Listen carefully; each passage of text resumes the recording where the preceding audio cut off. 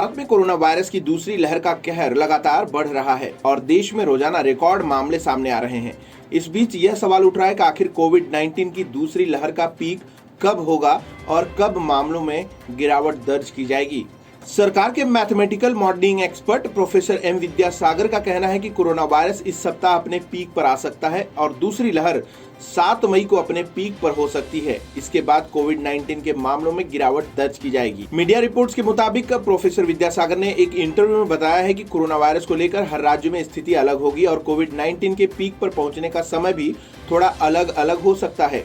हालांकि उन्होंने कहा कि जिस तरह से कोरोना वायरस के मामले पूरे देश में बढ़ रहे हैं, उसे देखें तो यह इसके पीक पर है या इसके बेहद करीब है।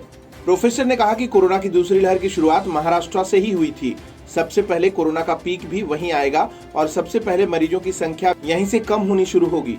उन्होंने कहा कि महाराष्ट्र की सीमा से लगे राज्यों में कोरोना के आंकड़े ज्यादा होंगे, वहीं जो राज्य महाराष्ट्र से दूर है वहां पीक धीरे धीरे आएगा और केस भी देर से कम होंगे। पिछले 24 घंटों में भारत में 4,12,618 लोग कोरोना वायरस से संक्रमित हुए, जबकि इस दौरान 3,982 लोगों की जान गई।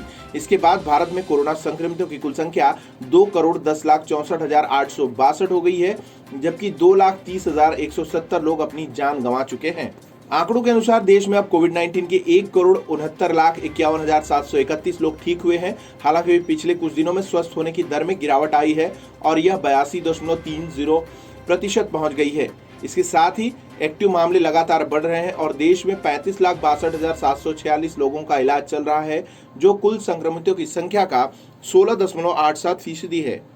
देश में सबसे ज्यादा मामले महाराष्ट्र में दर्ज किए गए हैं। महाराष्ट्र में संक्रमितों की संख्या 48,80,542 पर पहुंच गई है, जबकि अब तक 72,662 लोगों की कोरोना से मौत हुई है। स्वास्थ्य विभाग के अनुसार बुधवार को पिछले 24 घंटों में राज्य में 57,640 नए मामले सामने आए, वहीं 920 लोगों की मौत हुई। इसके अलावा एक दिन में 57,006 मरीजों को इलाज के बाद घर भेजा गया।